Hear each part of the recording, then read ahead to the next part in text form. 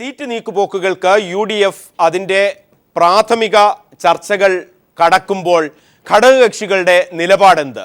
Francis George, അതോടൊപ്പം തന്നെ RSP, JDU അടക്കമുള്ള കക്ഷി നേതാക്കളുടെ പ്രസ്താവന ഇന്ന് ഏറ്റവും ശ്രദ്ധേയമാകുമ്പോൾ ന്യൂസ് ആൻഡ് വ്യൂസ് ഈ വിഷയം പരിശോധിക്കുന്നു. അതിഥികളായി AA റഹീം, CPIM നിന്ന്, കോൺഗ്രസിൽ നിന്ന് M വിൻസെന്റ്, അതോടൊപ്പം JDU നിന്ന് ചാരുപാറ രവി, രാഷ്ട്രീയ നിരീക്ഷകൻ പ്രവീൺ പരമേശ്വറും. സീറ്റ് ചർച്ചകൾ UDF സജീവമാകുമ്പോൾ ഘടകകക്ഷികളുടെ നിലപാട് അത് ഫ്രാൻസിസ് ജോർജിന്റെ വാക്കുകളിലും അതോടൊപ്പം വർഗീസ് ജോർജിന്റെ വാക്കുകളിലും RSPയും മുസ്ലിം ലീഗും അടക്കമുള്ളവർ ഇന്നെടുത്ത നിലപാടുകളും പരിഗണിക്കുമ്പോൾ അതിഥികളായി CPIM നിന്ന് AA റഹീം, കോൺഗ്രസിൽ നിന്ന് M വിൻസെന്റ്, JDU നേതാവ് ചാരുപാറ രവി, അതോടൊപ്പം രാഷ്ട്രീയ നിരീക്ഷകൻ പ്രവീൺ പരമേശ്വറും. മൂന്ന് പേരും പോയകാല തെരഞ്ഞെടുപ്പിലായി കഴിഞ്ഞാലും വരുന്ന തെരഞ്ഞെടുപ്പിലായി കഴിഞ്ഞാലും മൂന്ന് പേരുകളും സജീവമായി തെരഞ്ഞെടുപ്പ് രാഷ്ട്രീയത്തിൽ ചർച്ച ചെയ്യുന്ന പേരുകളാണ്. AA റഹീം ആയാലും M വിൻസെന്റ് ആയാലും ചാരുപാറ രവി ആയാലും. എനിക്ക് ആദ്യം ചാരുപാറ രവിയോടാണ് ചോദിക്കുന്നത്. താങ്കൾ ഈ വർഗീസ് ജോർജിൻ്റെ ഇന്നത്തെ പ്രസ്താവന പീപ്പിൾ TVയോട്, ജയിക്കുന്ന സീറ്റുകൾ മാത്രം മതി, തോൽക്കുന്ന സീറ്റുകൾ നൽകുന്ന പതിവ് പരിപാടി ഇനി വേണ്ട, ഇതുവരെ ജയിക്കുന്ന സീറ്റ് അല്ലേ നൽകിയിട്ടുള്ളത്? ജയിക്കാവുന്ന സീറ്റുകൾ, ജയിക്കുന്നത് സ്ഥാനാർത്ഥികൾക്കൊണ്ടാണ് ജയിക്കില്ലല്ലോ, ജയിക്കാവുന്ന സീറ്റുകൾ, കഴിയുന്ന സീറ്റുകൾ വേണമെന്നുള്ളത് ആദ്യം ഉദ്ദേശിച്ചത്. അപ്പോൾ അത് കഴിഞ്ഞ തവണ നൽകിയതാണ്. ഞങ്ങൾ ഏറ്റവും ഒടുവിലാണ് UDF കടന്നു വന്നത്. ഒരു ചർച്ച ചെയ്തൊരു തീരുമാനങ്ങൾ എടുത്ത് അവർ ഏതാണ്ടൊരു തിരഞ്ഞെടുപ്പിൻ്റെ ഗോതയിലേക്ക് ഇറങ്ങുന്ന അവസരത്തിൽ പിന്നെ ഞങ്ങൾക്ക് അവിടെ നിർബന്ധം പിടിച്ചോ അല്ലെങ്കിൽ മറ്റു കാര്യങ്ങൾ പറഞ്ഞ ഒരു സീറ്റിന് വേണ്ടി തർക്കിക്കാൻ സമയമില്ലായിരുന്നു. അന്നത്തെ സാഹചര്യത്തിൽ അത് സംഭവിച്ചു. പക്ഷേ ഇപ്പോൾ നമ്മൾ കുറച്ചുകൂടെ മുൻകരുതലായി ഇത് ആവശ്യപ്പെട്ടു, അങ്ങനെ വേണമെന്നുള്ളതാണ്. അത് അദ്ദേഹം ഉദ്ദേശിച്ചത്. ശക്തമായ നിലപാടുമായി JDU സീറ്റ് ധാരണ ചർച്ചകളിൽ മുന്നോട്ട് പോകും. തീർച്ചയായും. ഏതൊക്കെ തരത്തിലാണ്? ഇപ്പോൾ പറയുന്ന പേരുകൾ അനുസരിച്ചാണെങ്കിൽ ഓരോ പേരും ഞാൻ പറയേണ്ട കാര്യമില്ല. നിലവിൽ JDUവിൻ്റെ വിലയിരുത്തൽ അനുസരിച്ച് പ്രതീക്ഷയില്ലാത്ത സീറ്റുകൾ അല്ലെങ്കിൽ പ്രതീക്ഷിക്കുന്ന സീറ്റുകൾ JDUവിന് ഒരു അനൗദ്യോഗിക ചർച്ചയിലെങ്കിലും 1, 2, 3 അതിനപ്പുറത്തേക്ക് ഓപ്ഷൻ ഉണ്ടാവുമല്ലോ. ചാരുപാറ ഏതു തരത്തിലുള്ള അത്തരം ഓപ്ഷൻസ് ഒരു തെരഞ്ഞെടുപ്പ് ചർച്ചയിൽ പറയാൻ ആഗ്രഹിക്കും? നിങ്ങളുടെ 1-ാം തീയതി സംസ്ഥാന ഭാരവാഹികളുടെയും ജില്ലാ പ്രസിഡന്റുമാരുടെയും ഒക്കെ അവിടെ വെച്ച് ഒരു രൂപം ഉണ്ടായാലും എനിക്ക് പറയാൻ പറ്റൂ. അതിനുവേണ്ടിയാണ് മറ്റന്നാൾ യോഗം കൂടുന്നത്. അതിനപ്പുറത്തേക്ക് തിരുവനന്തപുരം ജില്ല കേന്ദ്രീകരിച്ച് എനിക്ക് വളരെ സൗഹൃദമായി ഒരു ചോദ്യം ചോദിച്ചാൽ ഞാൻ ആ ക്വസ്റ്റ്യൻ അങ്ങോട്ടിടാം. നിയമം എത്രമാത്രം ഷുവറാണ്? നിയമം ജനതാദളിനെ സംബന്ധിച്ചിടത്തോളം ഒരു ഉറച്ച സീറ്റല്ല. അതിന് കാരണങ്ങളുണ്ട്. കഴിഞ്ഞ തിരഞ്ഞെടുപ്പിൽ ഞാൻ സ്ഥാനാർത്ഥിയായിരുന്നു. ആ തിരഞ്ഞെടുപ്പിലുള്ള അനുഭവങ്ങൾ വെച്ച് നോക്കുമ്പോൾ അവിടെ കോൺഗ്രസിൻ്റെ ഒരു സ്ഥാനാർത്ഥി മത്സരിക്കുന്നതാണ് നല്ലത്. എൻ്റെ അഭിപ്രായം അതാണ്. പക്ഷെ കോൺഗ്രസിൻ്റെ സ്ഥാനാർത്ഥി മത്സരിക്കുന്നതാണ് നല്ലത് എന്ന് ചാരുപാറ രവി പറയുമ്പോഴും ഞങ്ങൾക്ക് സേഫ് അല്ല എന്ന് പറയണമെങ്കിൽ നിയമത്തെ സംബന്ധിച്ചിടത്തോളം താങ്കൾക്ക് വളരെ ഇഴയടപ്പമുണ്ട്. ആ മണ്ഡലമായി കഴിഞ്ഞാലും മത്സരിച്ചാണെങ്കിലും M വിൻസെന്റിന് അത്ര വിശ്വാസം പോരാ. ഞങ്ങൾക്ക് അവിടെ പിന്നെ അനുഭവം കൊണ്ട് അതാ പറഞ്ഞത്. നിയമം നിയോജകമണ്ഡലത്തിൽ ശരിക്കും പറഞ്ഞാൽ ശിവൻകുട്ടി ജയിച്ചത് ഒരു അത്ഭുതത്തിലൂടെയാണ്. അട്ടിമറി വോട്ട് നടന്നു എന്നുള്ള സത്യമാണ്.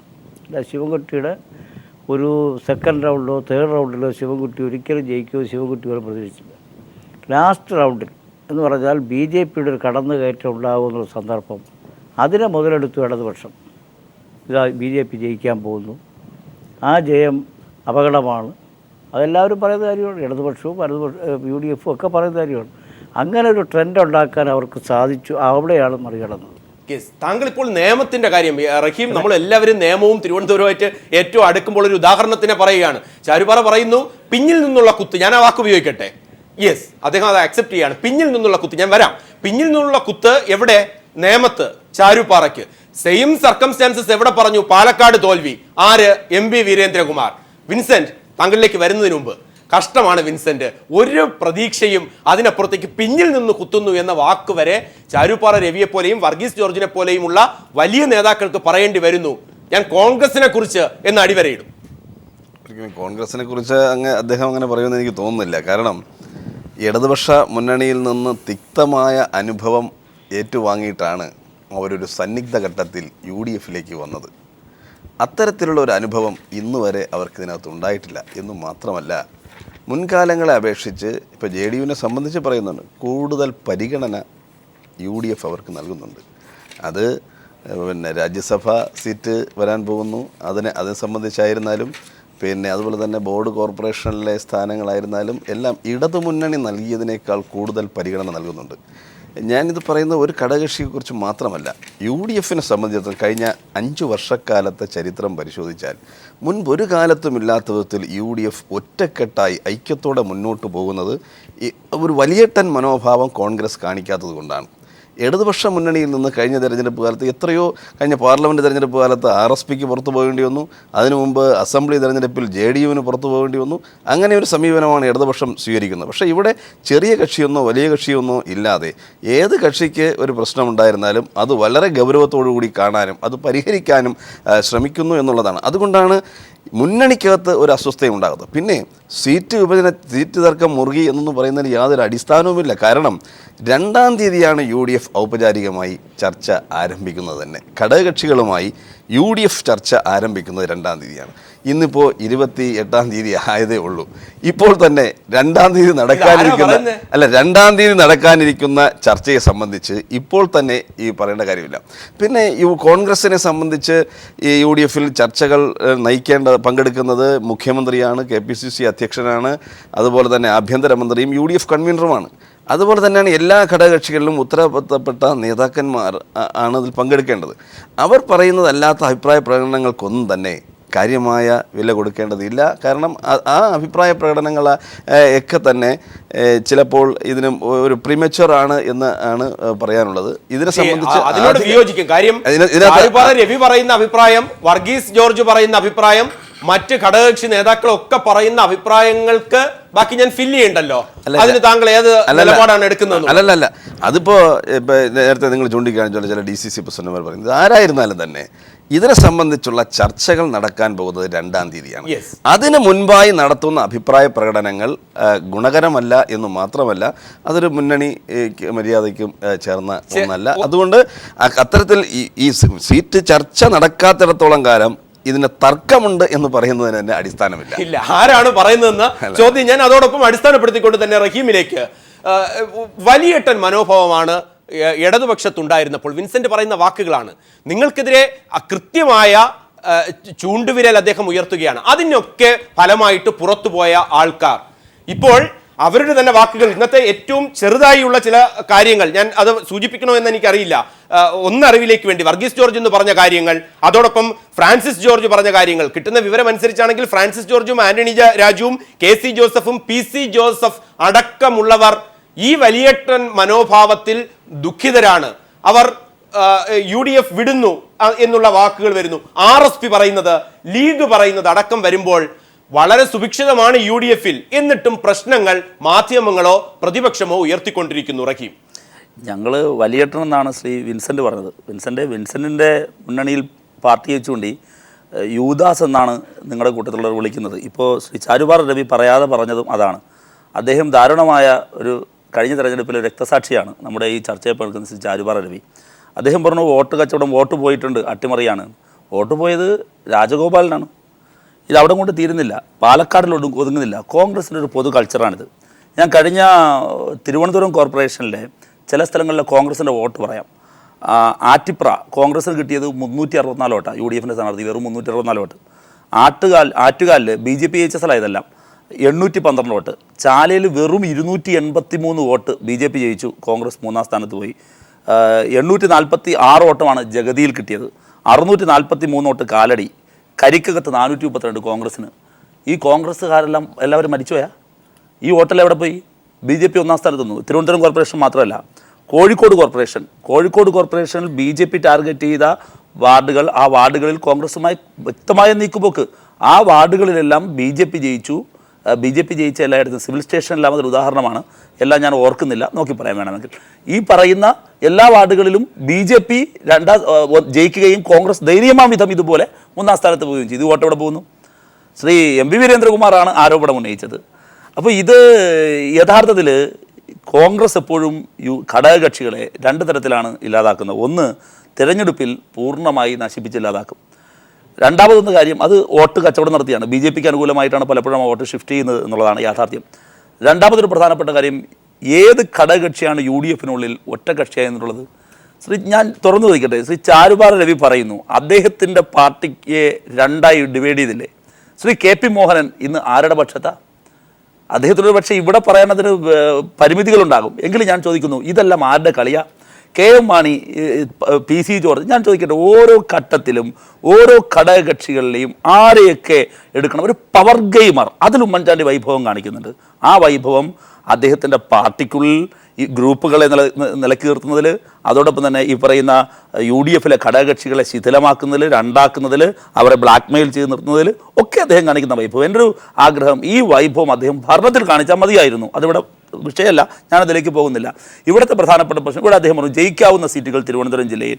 ഞാൻ ചോദിക്കട്ടെ, ചാരുപാറ രവിയുടെ പാർട്ടിക്ക് പാർട്ടിയുടെ എന്ന നിലയിൽ വോട്ട് കിട്ടി ജയിക്കാൻ കഴിയുന്ന ഒരു മണ്ഡലമുണ്ടോ? അത് തെക്കൻ തിരുവിതാംകൂറിൽ എങ്ങും ഇല്ലാന്നേ. കോൺഗ്രസ്സാണ് സഹായിക്കേണ്ടത്. ആ കോൺഗ്രസ് ആണെങ്കിൽ എന്താ അവസ്ഥ? ഈ പറയുന്നത് പോലെ ചതിച്ച ചരിത്രം മാത്രമാണുള്ളത്. ഒടുവിൽ ചാരുപാറ രവിയെ പോലും. ഇതാണ് അതിൻ്റെ ചരിത്രം. ഇത് കോൺഗ്രസിൻ്റെ ഒരു സ്വഭാവമാണ്. ഇതിനെ എങ്ങനെയാണ് ഘടകകക്ഷികൾ നിലപാടെടുക്കുന്നറിയില്ല. ഒരു മുന്നണിയിലാവുമ്പോൾ അഭിപ്രായ വ്യത്യാസങ്ങൾ സ്വാഭാവികമായും പല കാര്യങ്ങളിലും നയപരമായ പ്രശ്നങ്ങൾ, വിവിധ അഭിപ്രായ വ്യത്യാസങ്ങൾ ഒക്കെ ഉണ്ടാകും. പക്ഷേ ഇതല്ല, ഇത് ചതിയാണ്. ഇത് രണ്ടും രണ്ടാണ്. ഇപ്പോൾ ഇടതുപക്ഷ ജനാധിപത്യ മുന്നണി വിട്ട് ആരെങ്കിലും അപ്പുറത്തേക്ക് പോയിട്ടുണ്ട് എങ്കിൽ പല അഭിപ്രായ വ്യത്യാസങ്ങളിൽ പോയിട്ടുണ്ട്. അത് മുന്നണി രാഷ്ട്രീയത്തിൽ സ്വാഭാവികമാണ്. അതിനെ സാമാന്യവൽക്കരിക്കരുത്. ഇപ്പോഴുണ്ടായ വിഷയങ്ങളും ഇവിടെ ഉയർന്നു വന്ന പ്രശ്നങ്ങളുമായി. ഇവിടെ ഉയർന്നു വന്ന പ്രശ്നം ചതിയുടെ പ്രശ്നമാണ്. ഒരു മുന്നണി രാഷ്ട്രീയത്തിൽ കോൺഗ്രസ് അത് ചെയ്യാൻ പാടുണ്ടോ? അത് രാഷ്ട്രീയമായ സത്യസന്ധതയ്ക്ക് ചേരണോ? അവിടെ സഹായവും അതിന്റെ ഗുണഭോക്താക്കളായും മാറുന്നത് BJP കൂടിയാണ് എന്നതാണ് കേരളത്തിലെ അപകടം. ആ അപകടം റഹീം ചൂണ്ടിക്കാണിക്കുമ്പോഴും ഇപ്പോൾ താങ്കൾ പറഞ്ഞതനുസരിച്ച് ഒരുപക്ഷെ ഈ ചതി നിലനിൽക്കുമ്പോഴും ചാരുപാറയ്ക്കും ഫ്രാൻസിസ് ജോർജ് അടക്കമുള്ളവർക്കൊരു മാറ്റം ചിന്തിക്കാൻ കഴിയാത്തത് ചില അണ്ടർഗ്രൗണ്ട് പൊളിറ്റിക്സ് അതിന്റെ അകത്ത് വരുന്നു. തീർച്ചയായും ശ്രീ ചാരുപാറ രവിയുടെ പാർട്ടിയുടെ യോഗങ്ങൾ കേരളത്തിലുടനീളം യോഗങ്ങൾ കേരളത്തിലുടനീളം നടന്നല്ലോ. ആ യോഗങ്ങളുടെ അവസ്ഥ എന്തായിരുന്നു?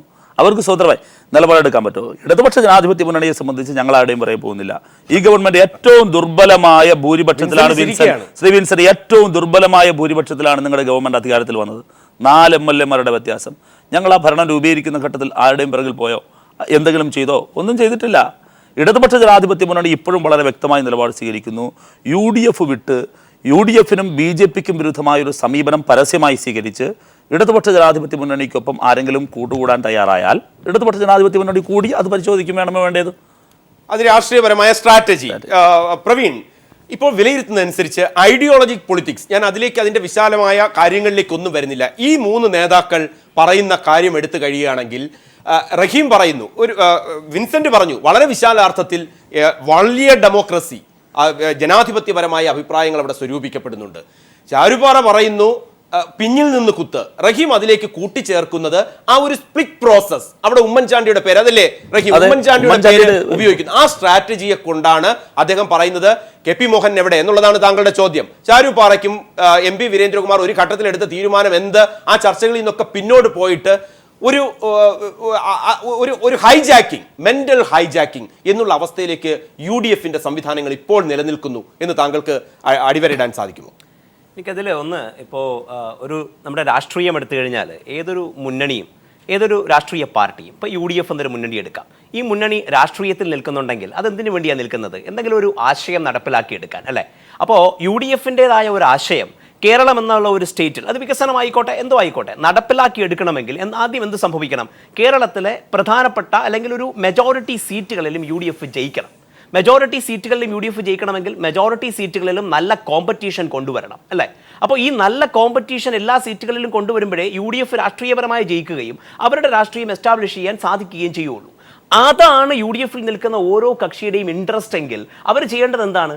തോക്കാൻ സാധ്യതയുണ്ടെന്ന് കരുതുന്ന സീറ്റുകളിൽ പോലും സെലക്ട് ചെയ്ത് കണ്ടെത്തി ഇവിടെ ഞങ്ങൾ വർക്ക് ചെയ്ത് കൃത്യമായ രീതിയിൽ സ്ട്രാറ്റജികൾ പ്ലാൻ ചെയ്ത് ജനങ്ങളിലേക്ക് എത്തി ഇവിടെ ഞങ്ങൾ ജയിക്കും. കാരണം ഞങ്ങളുടെ രാഷ്ട്രീയം ഭൂരിപക്ഷം സീറ്റുകളിലും ജയിപ്പിച്ച് കൊണ്ടുവരണം എന്നുള്ളതാണ്.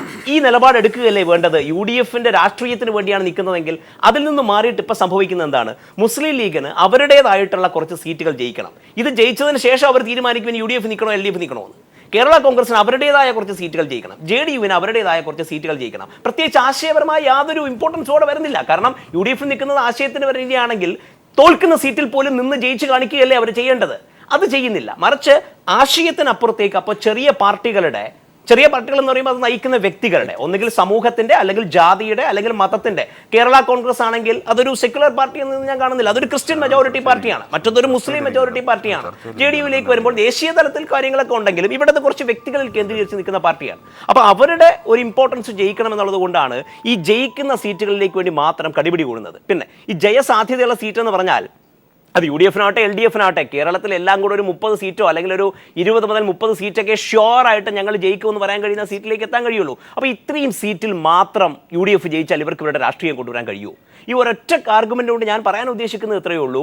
UDF-ന്റെ രാഷ്ട്രീയത്തിൽ നിന്നും മാറിയിട്ട് ഘടകകക്ഷികളെല്ലാം തന്നെ അവരുടെ വ്യക്തിപരമായ ആ ചെറിയ രാഷ്ട്രീയത്തിലേക്ക് ഒതുങ്ങിച്ചേർന്നിരിക്കുന്നു. അതുകൊണ്ട് കേരളത്തിന് യാതൊരു ഗുണവും ഉണ്ടാവില്ല. 1. 2, ഇത് പഠിപ്പിച്ചു കൊടുക്കുന്ന ആരാന്നറിയോ? അത് ഉമ്മൻചാണ്ടിയാ. ഇന്ന് കേരളം മുഴുവനും വെച്ചിരിക്കുന്ന പരസ്യങ്ങൾ കണ്ടിട്ടില്ലേ? അതിലെവിടെങ്കിലും പ്രദീപ് ഈ UDF സർക്കാർ എന്ന് കണ്ടിട്ടുണ്ടോ? ശ്രീ വിൻസെന്റ് പറയാൻ പറ്റൂ? ഈ വെച്ചിരിക്കുന്ന ഇത് ഉമ്മൻചാണ്ടി സർക്കാരാണ്. ഇത് UDF സർക്കാരല്ല. അപ്പോ ഉമ്മൻചാണ്ടി സർക്കാരിനെ എന്ത് വിളിച്ചു? ഉമ്മൻചാണ്ടി സർക്കാർ എന്ന് വിളിച്ചു. ഇതിപ്പോ പീപ്പിൾ ടിവിയാണ്. പീപ്പിൾ ടിവിയുടെ MDയുടെ ചാനൽ എന്ന് പറയാൻ കഴിയൂ?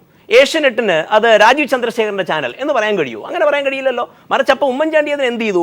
വ്യക്തിപരമായ രീതിയിൽ ഇത് എൻ്റെ മുന്നണിയായിട്ട് UDF-നെ മാറ്റി. അപ്പോൾ താഴെ നിൽക്കുന്ന ആൾക്കാരും എന്ത് ചെയ്യുന്നു? അവരവരുടെ മുന്നണിയായിട്ട് അല്ലെങ്കിൽ അവരവരുടെ ഇൻട്രസ്റ്റുകൾക്ക് വേണ്ടിയിട്ട് അവരുടെ കാര്യങ്ങളാക്കി മാറ്റുന്നു. അപ്പോൾ ഇതിനകത്ത് നിന്ന് ജനം തിരിച്ചറിയേണ്ടത് ഈ സംവിധാനം കൊണ്ട് പ്രത്യേകിച്ച് ജനത്തിന് യാതൊരു ഗുണവും ഉണ്ടാവില്ല. ഇവർ മുന്നോട്ട് വയ്ക്കുന്ന ആശയത്തിന് യാതൊരു ഗുണവും ഉണ്ടാവില്ല. അതിനോട് ഇവർക്ക് യാതൊരു പ്രതിപത്തിയുമില്ല. ഇവരുടെ ചെറിയ പോക്കറ്റുകളുടെ വിജയം മാത്രമാണ് ഇവരുടെ ലക്ഷ്യം. കാരണം ജയിക്കുന്ന സീറ്റ് മാത്രമേ ചോദിക്കുന്നുള്ളൂ. 1. 2, എനിക്ക് ശ്രീ ചാരുപ്പാർ രവിയോടുള്ള ഒരു സംശയം, പാലക്കാട് പിന്നിൽ നിന്ന് കുത്തി എന്ന് പറഞ്ഞു, നേമത്ത് പിന്നിൽ നിന്ന് കുത്തി എന്ന് പറഞ്ഞു. ഈ പിന്നിൽ നിന്ന് കുത്തി എന്നുള്ള വാക്ക് വിട്ടേക്കുക. അവരെ ജയിക്കാൻ അനുവദിച്ച് ചതികൾ എന്നുള്ള വാക്കും വിട്ടേക്കുക. ജയിക്കാൻ അനുവദിച്ചില്ല എന്ന് പറഞ്ഞു. ഈ ഒരു മുന്നണിയുടെ ഭാഗമായി മത്സരിച്ചിട്ട് ജയിക്കാൻ അനുവദിക്കാത്ത മറ്റു പാർട്ടികളുടെ കൂടെ എന്തിനാണ് നിൽക്കുന്നേ? ഇത്ര ഗതികേടുണ്ടോ JDU-ന് കേരളത്തിൽ? എനിക്കറിയില്ല. JDU-ന് ഇത്ര ഗതികേടുണ്ടോ എന്ന് എനിക്കറിയില്ല. എൻ്റെ അഭിപ്രായത്തിലില്ല. അങ്ങനെ ഒരു കാരണവശാലും നിർത്തിയ 2 സീറ്റുകളിലും ജയിക്കാൻ അനുവദിക്കാത്ത മുന്നണിയോടൊപ്പം വീണ്ടും നിൽക്കേണ്ട ഗതികേട് എന്താണെന്ന് കൂടെ ജനത്തിന്റെ മുന്നിൽ വ്യക്തമാക്കി കൊടുത്താൽ ചിലപ്പോൾ സഹതാ വോട്ടെങ്കിലും അവർക്ക് കിട്ടാൻ സാധ്യതയുണ്ട്. അല്ല, ഞാൻ പറഞ്ഞതിൽ നിന്ന് ട്വിസ്റ്റ് ചെയ്താണ് ശ്രീ പ്രവീൺ സംസാരിച്ചത്. ഞാൻ പറഞ്ഞത് കഴിഞ്ഞ തെരഞ്ഞെടുപ്പിൽ ഞങ്ങൾ കടന്നു വന്ന അവസരം വളരെ, അതുകൊണ്ട് ഞങ്ങൾക്കൊരു ബാർഗെയിനിങ്ങിനുള്ള സമയം ഉണ്ടായിട്ടില്ല. കാരണം ഞങ്ങൾ കാണുമ്പോൾ എല്ലാ പാർട്ടികളും കാണുന്നത് സേഫായ സീറ്റ് എന്ന് പറയുമ്പോൾ അവരുടെ രാഷ്ട്രീയ പിന്തുണ മറ്റു കാര്യങ്ങളൊക്കെ ഉണ്ട്. ഇപ്പോൾ ശ്രീ റഹീം പറഞ്ഞതുപോലെ തിരുവനന്തപുരം ജില്ലയിൽ ഞങ്ങൾക്ക് ഒറ്റയ്ക്ക് ജയിക്കാൻ കഴിഞ്ഞില്ലെങ്കിലും തോൽപ്പിക്കാൻ കഴിയുന്ന സീറ്റുകളുണ്ട്. ഞങ്ങളെ വോട്ട് ഒരു മുന്നണിക്കകത്ത് ഏതൊരു മുന്നണിയെ ജയിപ്പിക്കാനും തോൽപ്പിക്കാൻ കഴിയുന്ന വോട്ടുകളുണ്ട്. അത് നിസ്സാരമല്ല. അപ്പോൾ അതുകൊണ്ട് ശ്രീ MB വീരേന്ദ്രകുമാർ ഒരിക്കൽ പോലും UDF ചതിച്ചു എന്നൊരു വാക്കേ പറഞ്ഞിട്ടില്ല. അന്വേഷിക്കുന്നത് എവിടെയെങ്കിലും പറഞ്ഞിട്ടുണ്ടോ? പക്ഷേ ഞങ്ങളുടെ പാർട്ടി ആവശ്യപ്പെട്ടു ഈ തെരഞ്ഞെടുപ്പിൽ ഇത്രയധികം വോട്ട് കുറഞ്ഞിട്ട് കാരണമെന്ത്? അങ്ങനെയാണ് UDF ഒരു കമ്മീഷനെ വെച്ചത്. ആ കമ്മീഷൻ്റെ മുമ്പിൽ ഞങ്ങൾ ചില വ്യക്തികളെ പറ്റി, അത് എല്ലാ CPM വെച്ചിട്ടുണ്ട് അങ്ങനെ കമ്മീഷൻ. ഞങ്ങൾ ഇടതുപക്ഷ മുന്നണിയിലുള്ളപ്പോൾ തോൽവിയെ സംബന്ധിച്ച് ആലോചിക്കാനായിട്ട് കമ്മിറ്റി വയ്ക്കുക. ഞാൻ നെയ്യാറ്റിക്കര മത്സരിച്ചപ്പോൾ ഉണ്ടായ തോൽവിയെപ്പറ്റി ഒരു കമ്മീഷനെന്ന് വെച്ചിരുന്നു, റിപ്പോർട്ട് കൊടുത്തു. ഇവിടെ റിപ്പോർട്ട് ഞങ്ങൾ അതിന്മേലാണ്, ഇവിടെ റിപ്പോർട്ട് വയ്ക്കുന്നില്ല UDF. ആ ഒരു തർക്കം ഉന്നയിക്കുക. അവസാനം ഞങ്ങളത് ഒരു കമ്മിറ്റിയിൽ വെച്ച് അതിലുണ്ടായ സംഭവങ്ങൾ UDF കൺവീനർ വിശദീകരിക്കുകയും ഞങ്ങളതിൽ തൃപ്തരാകുകയും ചെയ്തു. അതാണ് സത്യം. വീരേന്ദ്രകുമാർ ഒരിക്കൽ പോലും എവിടെയെങ്കിലും ഒരു പത്രപ്രസ്താവനയിൽ, ഇപ്പോൾ പിണറായി വിജയനുമായി MB വീരേന്ദ്രകുമാർ പുസ്തക പ്രകാശനം ബന്ധപ്പെട്ട് മീറ്റിങ്ങിൽ പങ്കെടുത്തപ്പോൾ അതിനെ തുടർന്ന് പിണറായി വിജയൻ കേരളത്തിലെ ഉന്നതനായ നേതാവാണ്. MB വീരേന്ദ്രകുമാർ ഇടതുപക്ഷ മുന്നണിയിൽ ഉണ്ടായിരുന്നപ്പോഴും അല്ലാത്തപ്പോഴും പരസ്പരം അവർ അറിയുന്നവരും ബഹുമാനിക്കുന്നവരുമാണ്. അത് വെച്ചുകൊണ്ട് പത്രങ്ങളും ചാനലുകളും UDF-ൽ നിന്ന് വീരേന്ദ്രകുമാർ വിടുന്നു. ഈ ഒരു പ്രചരണം ഉണ്ടായതാണ് ഇവിടെ പൊതു ചർച്ച. പക്ഷേ എനിക്ക് പ്രവീൺ പറഞ്ഞ ഒരു കാര്യം വസ്തുതയുണ്ടെന്ന് എനിക്ക് തോന്നാൻ കാരണം അദ്ദേഹം ഉയർത്തിയ ചോദ്യം, ചാരുപാറ രവിയെ പോലുള്ളൊരു വ്യക്തിക്ക്, വർഗീസ് ജോർജിനെ പോലുള്ളൊരു വ്യക്തിക്ക്, MB വീരേന്ദ്രകുമാറിനെ പോലുള്ളൊരു വ്യക്തിക്ക് ആവർത്തിച്ച് ഇങ്ങനെ പറയേണ്ടി വരുന്ന ഒരു ഗതികേട്. ഒറ്റ പോയിന്റേ ഉള്ളൂ. നേമം എന്ന മണ്ഡലത്തിൽ ശിവൻകുട്ടി ജയിച്ചത് ഒരു അട്ടിമറി വിജയമാണെന്ന് പറഞ്ഞു. ആ അട്ടിമറിച്ചത് അപ്പോൾ ആരെയാ?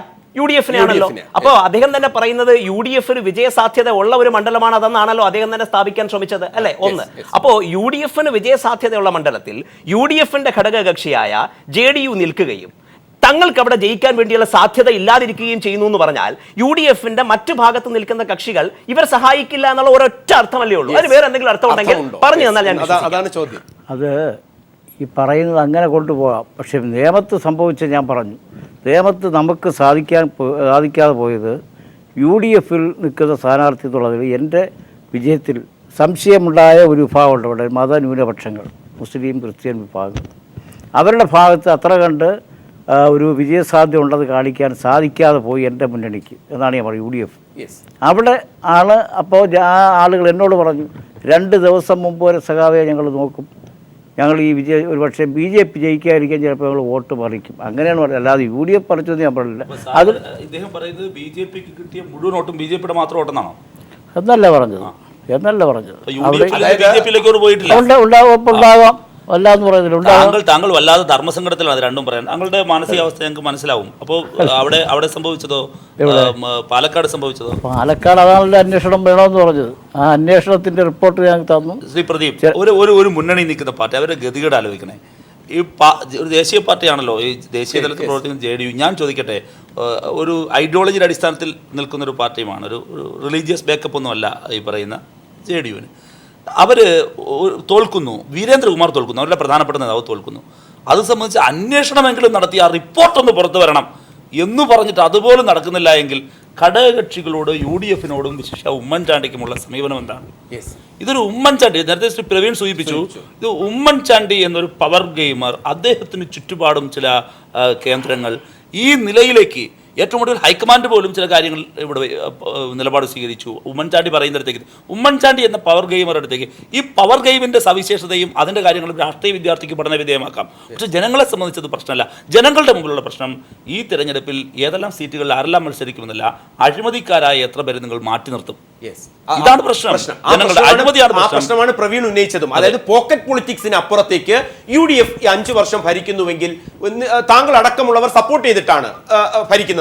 അങ്ങനെയാണെങ്കിൽ അവർക്കൊരു, ഇപ്പൊ നമ്മൾ ഈ ബാക്കിയൊക്കെ കളയൂ, വികസനമാകുന്ന ഒരു അജണ്ട ഉണ്ട് എങ്കിൽ ആ വികസനം മുൻനിർത്തിക്കൊണ്ട് ചാരുപാറ പോലെയുള്ള ആൾക്കാർ, വർഗീസ് ജോർജിനെ പോലെയുള്ള ആൾക്കാർ, MP വീരേന്ദ്രകുമാറിനെ പോലെയുള്ള ആൾക്കാർ ഷുവർ സീറ്റിന് അപ്പുറത്തേക്ക് ഉമ്മൻചാണ്ടി സർക്കാർ, നമുക്ക് അതും കൂടെ ഒരു അനുവാദം കൊടുക്കാം. UDF സർക്കാരിന് അപ്പുറത്തേക്ക് ഉമ്മൻചാണ്ടി സർക്കാരാണെങ്കിൽ ഉമ്മൻചാണ്ടി സർക്കാരിന്റെ വികസന അജണ്ടകളുമായി ഏതു സീറ്റിലും പ്രതിനിധികളായി ഞങ്ങൾ എത്താം എന്ന് പറയാനുള്ള കോൺഫിഡൻസ് എന്തുകൊണ്ട് ചാരുപാറ പോലെയുള്ളവർക്ക് നഷ്ടപ്പെടും? ഇവിടെ പേട്ടയിൽ നിങ്ങളിപ്പോൾ പോയി നോക്കി, ഞാനിപ്പോൾ കണ്ടിട്ട് വരിക, പേട്ടയിൽ നിന്ന് നോക്കുമ്പോൾ ഒരു ബോർഡ് വെച്ചിട്ടുണ്ട് അവിടെ, UDF സർക്കാർ എന്ന് ഉമ്മൻചാണ്ടി നേടിയിട്ടുണ്ട്. ഉമ്മൻചാണ്ടി സർക്കാരിന്റെ തുടർക്കണം, UDF സർക്കാർ തുടരണം. ഞാൻ ഇപ്പോൾ അഡ്വർടൈസ്മെന്റ് വരുന്നുണ്ട് ചാനലുകളിൽ. ഈ ചാനലുകളിൽ വരുന്ന അഡ്വർടൈസ്മെന്റുകളിൽ ഏതെങ്കിലും ഒരെണ്ണത്തിൽ ഏറ്റവും അവസാനം UDF സർക്കാർ എന്ന് പറഞ്ഞു നിർത്തിയിട്ടുണ്ടോ? ലോഗോ കൊടുത്തിട്ടുണ്ട് അല്ലെ? ഒരു ലോഗോയിൽ എഴുതുന്നതിനെയല്ലേ നമ്മളൊരു അഡ്വർടൈസ്മെന്റിന്റെ കീ വേർഡായിട്ട് കാണുന്നത് അല്ലെ? ആ ലോഗോയിൽ എഴുതിയിരിക്കുന്നത് എന്താണ്? ഉമ്മൻചാണ്ടി സർക്കാർ. രാഷ്ട്രീയത്തിന് മുമ്പിൽ ഉമ്മൻചാണ്ടി സർക്കാർ എന്ന് പറഞ്ഞുകൊണ്ട് ഈ ഐ ആം ദ സ്റ്റേറ്റ് എന്ന് പറയുന്ന ആ മാനസികാവസ്ഥ ഉണ്ടല്ലോ, ആ മാനസികാവസ്ഥയിലേക്ക് ഇദ്ദേഹം അങ്ങ് ഉയർന്ന് വികസിച്ച് ഒരു ആത്മരതിയിൽ ഏർപ്പെടുകയാണ്. ഞാനൊരു വലിയ സംഭവമാണ് എന്ന് പറയുകയാണ്. അപ്പോൾ ഒന്ന് ആലോചിച്ച് നോക്കി, ഇതിനുള്ളിൽ മുസ്ലിം ലീഗ് ഉണ്ട്, ഇതിനുള്ളിൽ കോൺഗ്രസ്, ഇതിനുള്ളിൽ കേരള കോൺഗ്രസ് ഉണ്ട്, ഇതിനുള്ളിൽ JDU ഉണ്ട്, പോട്ടെ ഇതിനുള്ളിൽ കോൺഗ്രസ് ഉണ്ട് അല്ലെ, ബാക്കി എല്ലാ പോട്ടെ ഇതിനുള്ളിൽ കോൺഗ്രസ് ഉണ്ട്. ഇവരൊന്നുമല്ല ഇവിടെ വികസനം നടത്തിയത്. I am the government, I am the state എന്നുള്ള രീതിയിലുള്ള ആ മുദ്രാവാക്യവുമായി വരുന്ന ഉമ്മൻചാണ്ടിയുടെ രാഷ്ട്രീയത്തിന്റെ കീഴിൽ ചതഞ്ഞരഞ്ഞ് തകർന്നു കിടക്കാനാണ് അതിനകത്ത്.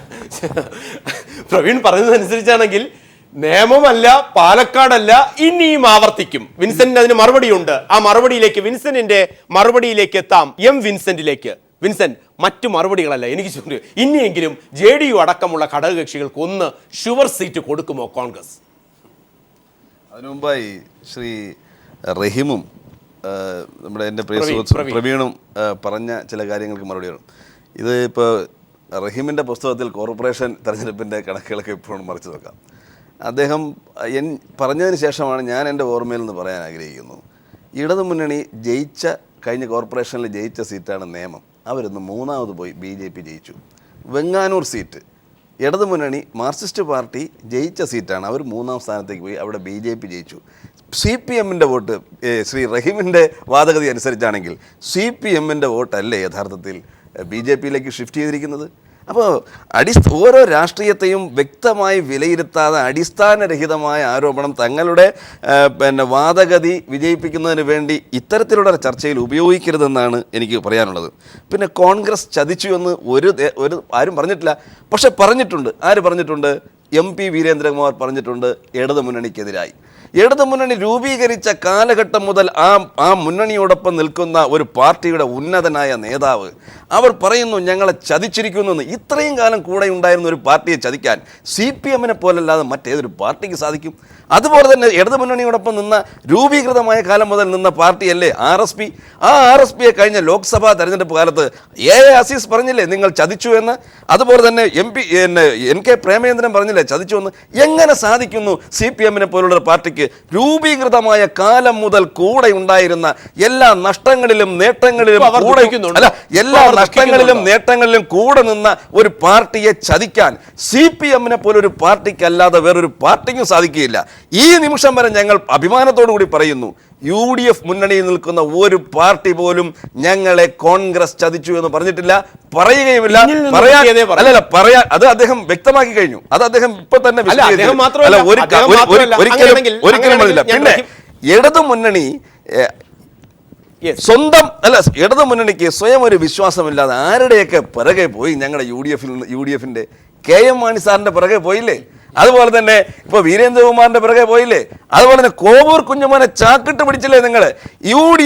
LDF-ന് ഇന്ന് സ്വന്തം വ്യക്തിത്വത്തിൽ ഉറച്ചു നിന്ന് ജയിക്കാൻ കഴിയില്ല എന്ന് മനസ്സിലാക്കിയത് കൊണ്ടല്ലേ നിങ്ങൾ UDF-ലെ ഘടകകക്ഷികൾ ഞങ്ങൾ നിങ്ങളുടെ ഇടതുമുന്നണിയിലെ ഏതെങ്കിലും ഒരു ഘടകകക്ഷിയുടെ പിറകെ ഒരു വാക്ക് കൊണ്ടോ ഒരു നോട്ടം കൊണ്ടോ ഞങ്ങളോടൊപ്പം വരണമെന്ന് പറഞ്ഞ് ഞങ്ങൾ പോയിട്ടുണ്ട്.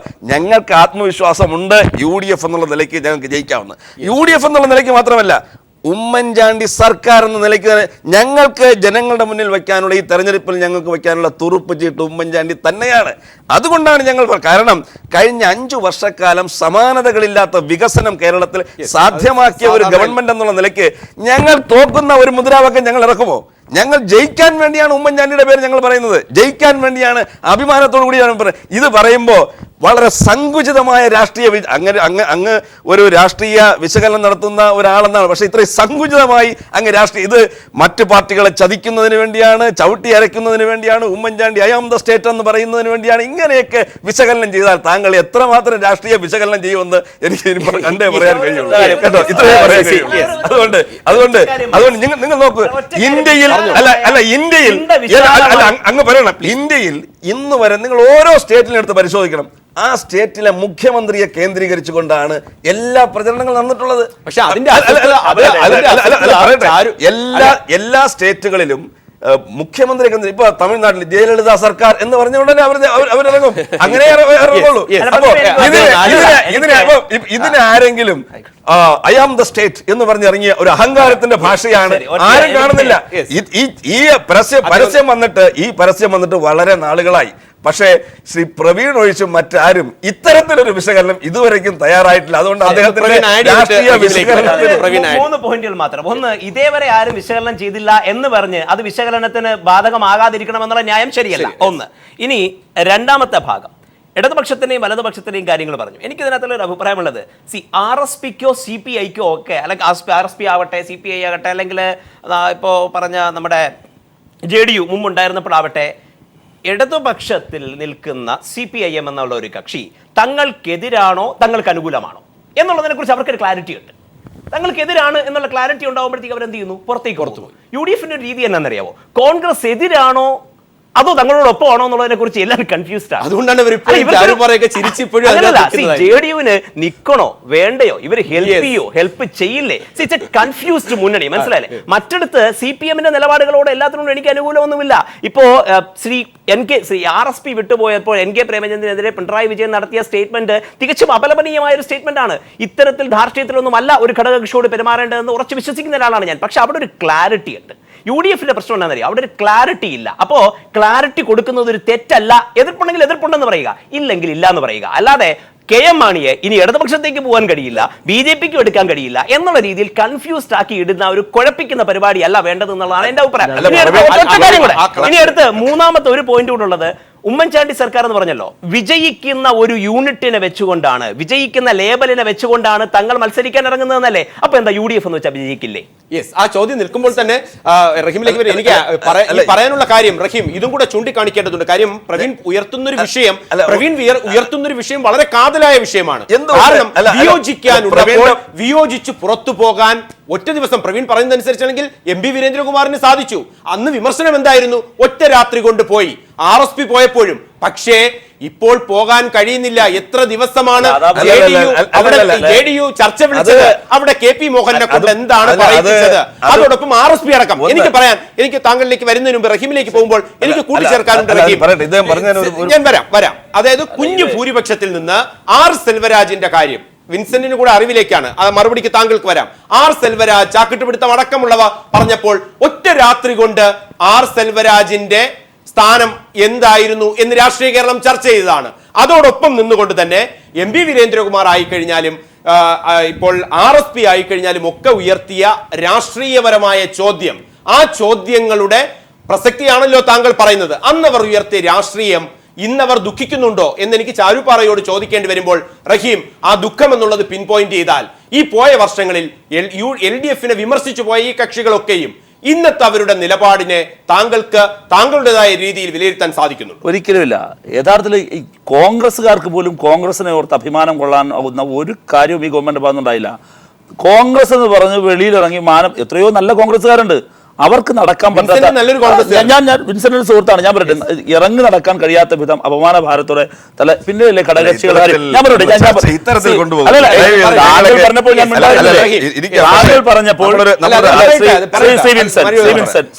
താങ്കൾ പറഞ്ഞപ്പോൾ താങ്കളുടെ ഊഴത്തിൽ ഞാൻ കൈകടത്തില്ല, തിരിച്ചും അങ്ങനെയാകണം. താങ്കൾ ഇടപെട്ടാൽ ഞാൻ നിർത്താം. ഇതിനകത്ത് ഞാൻ പറയട്ടെ, ഇദ്ദേഹം പറഞ്ഞ 2-3 കാര്യങ്ങൾ ഒരടിസ്ഥാനവുമില്ലാത്തതാണ്. ഒന്ന്, RSP ഞങ്ങളെ വിട്ടു പോയത് ഞങ്ങൾ RSPയെ പിറകിൽ നിന്ന് കുത്തിയിട്ടോ ഏതെങ്കിലും സീറ്റിൽ തോൽപ്പിക്കാൻ ശ്രമിച്ചിട്ടോ ആരോപണം ഉന്നയിച്ചല്ല, അങ്ങനെ ഒരു സാഹചര്യത്തിലല്ല. ഞാൻ ആദ്യമേ പറഞ്ഞില്ലേ, ഏത് മുന്നണിയിലാണ് ഒരു കൂട്ടുമുന്നണി സർക്കാർ ഭരിക്കുമ്പോൾ ചരിത്രത്തിൽ എവിടെയും എല്ലായിടത്തും സ്വാഭാവികമായും അഭിപ്രായ വ്യത്യാസങ്ങൾ ഉണ്ടാകും. അത് സീറ്റ് വിഭജനത്തിലായിരിക്കാം, അല്ലെങ്കിൽ നയപരമായ കാര്യങ്ങളിലായിരിക്കാം. ആ അഭിപ്രായ വ്യത്യാസങ്ങളിൽ മുന്നണി വിട്ടുപോകാറുണ്ട്, മുന്നണിയിൽ ഉൾക്കൊള്ളാറുമുണ്ട്. അങ്ങനെ സംഭവിച്ചിട്ടുണ്ട്. അതാണ് RSPയുടെ കാര്യത്തിലുണ്ടായത്. JDUവിൻ്റെ കാര്യത്തിലുണ്ടായത് അങ്ങനെയാണ്. ഞങ്ങൾ ഏതെങ്കിലും ഒരു തെരഞ്ഞെടുപ്പിൽ എവിടെയെങ്കിലും നിർത്തിയിട്ട്, ഞാനൊരു കാര്യം ചോദിക്കട്ടെ, ശ്രീ കടന്നപ്പള്ളി രാമചന്ദ്രൻ അദ്ദേഹം പറയട്ടെ, എവിടെയെങ്കിലും ഒരിടത്ത് അദ്ദേഹത്തിന്റെ ആൾബലം കണ്ടിട്ടാ? ഇവിടെ ഇദ്ദേഹം പറഞ്ഞല്ലോ, കേരള കോൺഗ്രസ് എസ് പോലുള്ള പ്രസ്ഥാനം, അതും എത്ര ചെറിയ പാർട്ടികളോട് നമ്മൾ കാണിക്കുന്ന അന്തസ്സിന്റെ മര്യാദയുടെ ഏറ്റവും വലിയ ഉദാഹരണമാണ് ശ്രീ കടന്നപ്പള്ളി രാമചന്ദ്രന്റെ കഥ.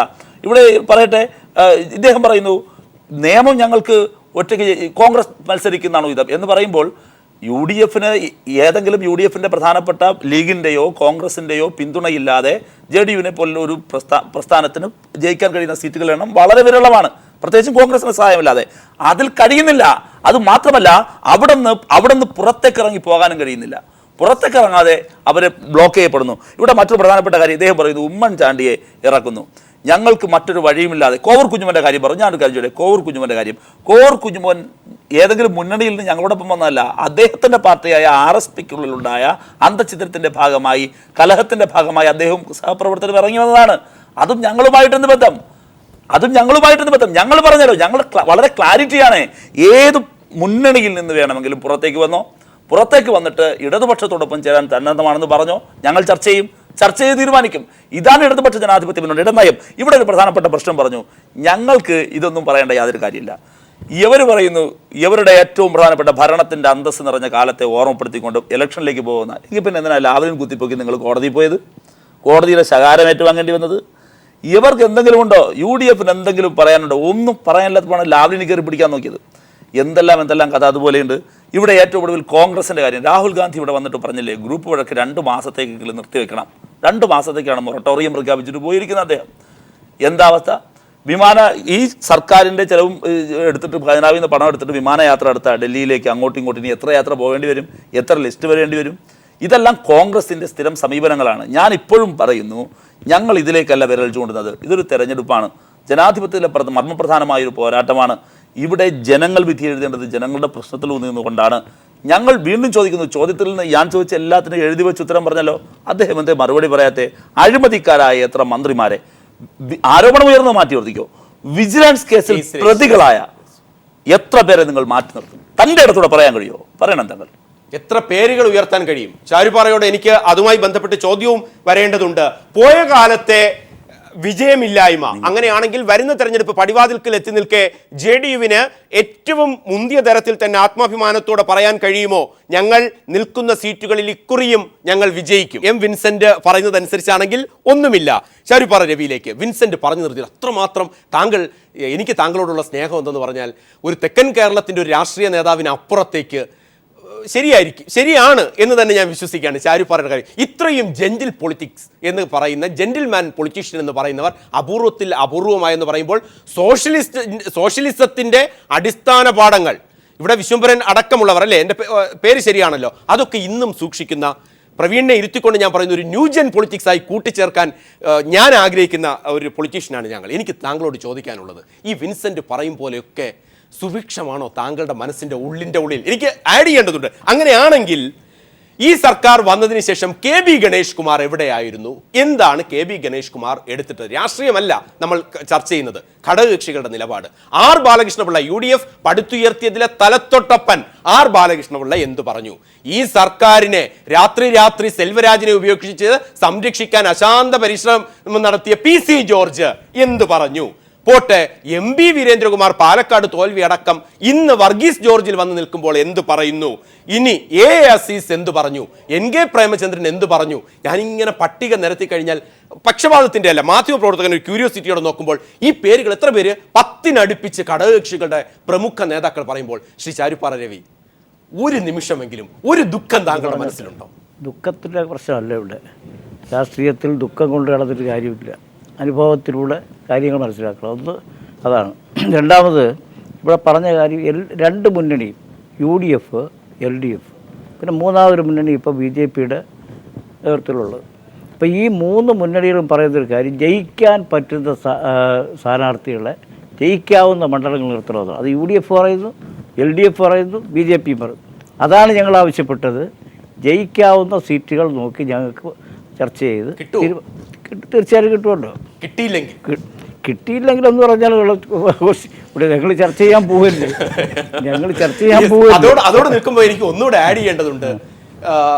വർഷങ്ങളുടെ ഒരു പാരമ്പര്യം ഈ ചർച്ച കാണുന്ന ഒരാൾക്കെങ്കിലും ഒന്ന് താങ്കളുടെ നിന്ന് അത് അറിയാൻ ആഗ്രഹിക്കുന്നുണ്ടാവും. കാര്യം വിൻസെന്റ് അടിവരയിടുന്നതുകൊണ്ടാണ്. LDF-നോടൊപ്പം പുലർത്തിയിരുന്ന സമീപനത്തിൽ നിന്നുകൊണ്ട് ഇന്ന് UDF-നെ കാണുമ്പോൾ വർഗീസ് ജോർജ് ഏറ്റവും പറഞ്ഞതിൽ നിന്ന് താങ്കളുടെ മനസ്സും വിങ്ങുകയാണ്. നിയമത്തിന്റെ ഉദാഹരണത്തിൽ MB വീരേന്ദ്രകുമാറിന്റെ മനസ്സ് വിങ്ങുന്നു. പാലക്കാടിന്റെ അടിസ്ഥാനത്തിൽ ഒരു കമ്പാരിസൺ, ഒരു പക്ഷവും ഇന്നത്തെ ഇതൊക്കെ പോട്ടെ, ആസ് എ പൊളിറ്റീഷ്യൻ പ്രവീൺ എന്ന് പറയുന്ന രാഷ്ട്രീയ നിരീക്ഷകനോട്, ഒരു ന്യൂജൻ ജനറേഷനോട്, ഒരു മുതിർന്ന ആൾക്ക് പറയാനുണ്ടെങ്കിൽ സംതൃപ്തി എവിടെയാണ്? ശ്രീ ഞാൻ പറയട്ടെ, MB വീരേന്ദ്രകുമാർ ഒരു ഘട്ടത്തിൽ മത്സരിച്ചത് LDF-ൽ ഞങ്ങൾ നിന്നിട്ട് ഞങ്ങൾ ഒഴിവാക്കി. അതായത് 1900 ചരിത്രമാണ്.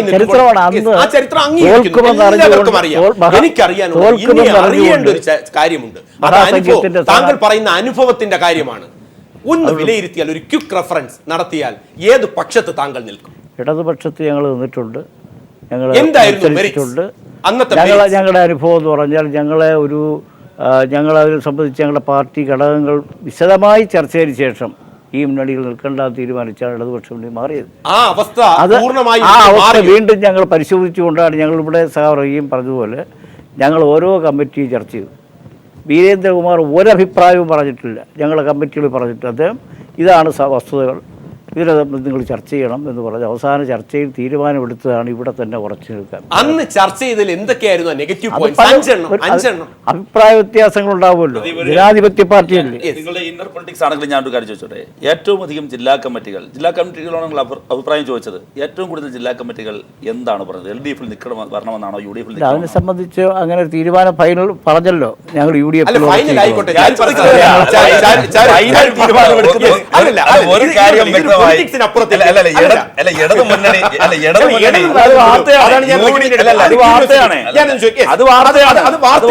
മാത്രമല്ല അത് വാർത്തയാണ്. ആ വാർത്ത എല്ലാ ശരിയാണോ ജില്ലാ എന്നാണ് ഞാൻ കമ്മിറ്റികളിലും ചോദിച്ചത്. മെജോറിറ്റി ആൾക്കാർ വിടണമെന്ന് പറഞ്ഞപ്പോൾ കെ.പി. മോഹനൻ എന്ന് പറയുന്ന ഒറ്റ ഒരാളുടെ സ്റ്റാൻഡിൽ ഒറ്റ രാത്രി കൊണ്ട് തീരുമാനം മാറ്റി എം.പി. വീരേന്ദ്രകുമാർ.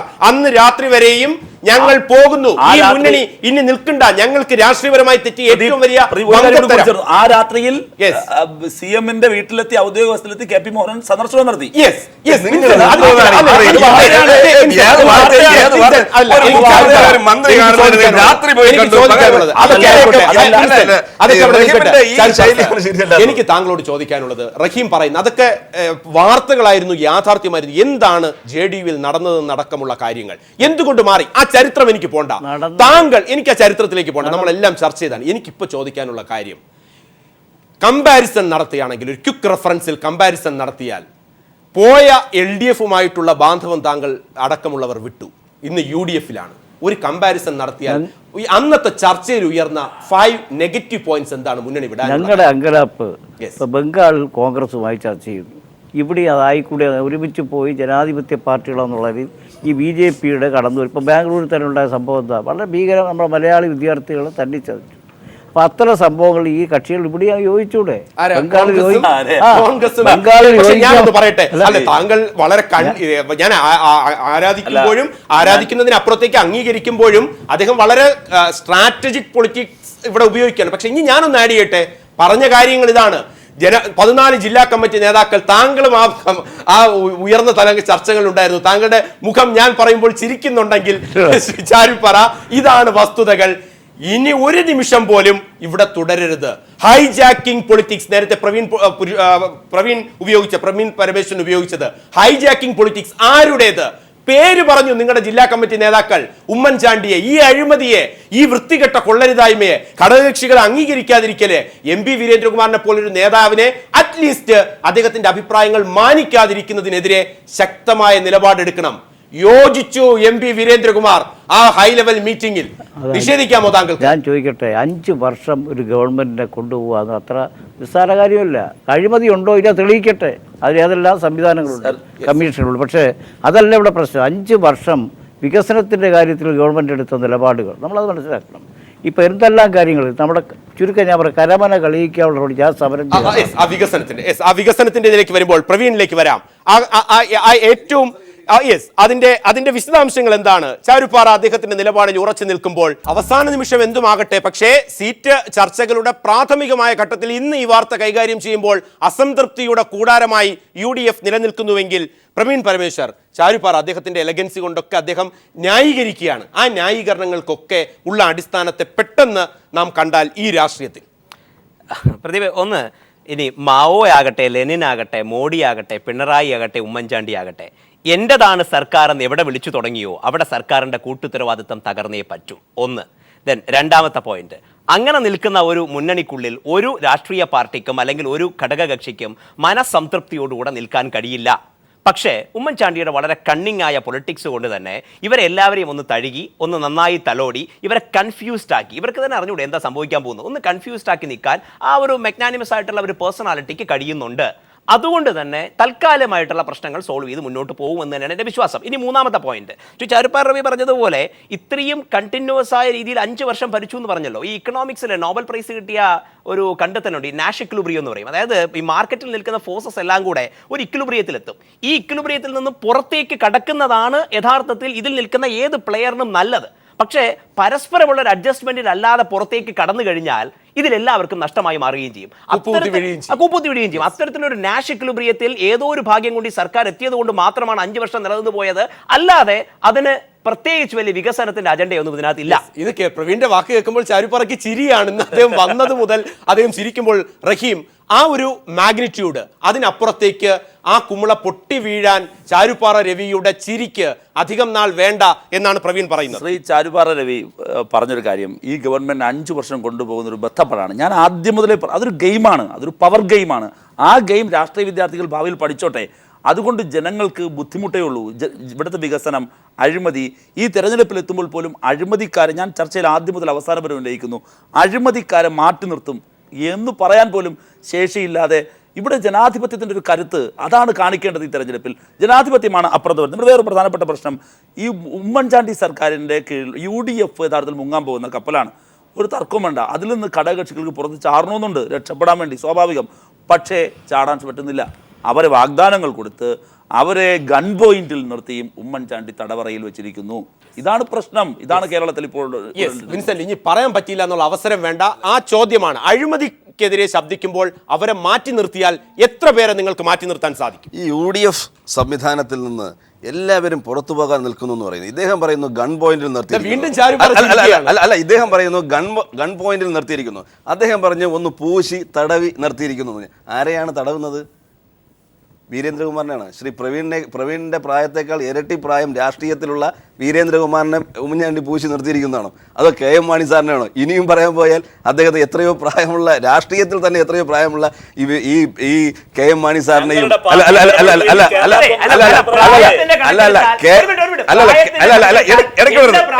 മൂന്നിരട്ടി പ്രായമുള്ള മാണി സാറാണ് പറഞ്ഞത്. മാത്രമല്ല ഈ പ്രായക്കാരാണ് വോട്ട് ചെയ്യേണ്ടത്. എന്നെ പറയാൻ അനുവദിക്കൂ. ഞാൻ പറഞ്ഞു വന്നത്, ഇങ്ങനെയുള്ള നേതാക്കന്മാരെ പൂശി നിർത്തിയാണ് ഈ സർക്കാരിനെ കൊണ്ടുപോകുന്ന പറയാൻ ബാലിശമായ വാദഗതിയല്ലേ ഇത് വരുന്നത്. നേതാക്കന്മാരെ ചാക്കിട്ട് പിടിക്കാൻ LDF ഇറങ്ങി എന്ന് പറഞ്ഞല്ലോ. അങ്ങനെ ചാക്കിട്ട് പിടിക്കാൻ കഴിയുന്ന നേതാക്കളാണോ അപ്പുറത്തുള്ളത്? കോവൂർ കുഞ്ഞമ്മൻ പോയത്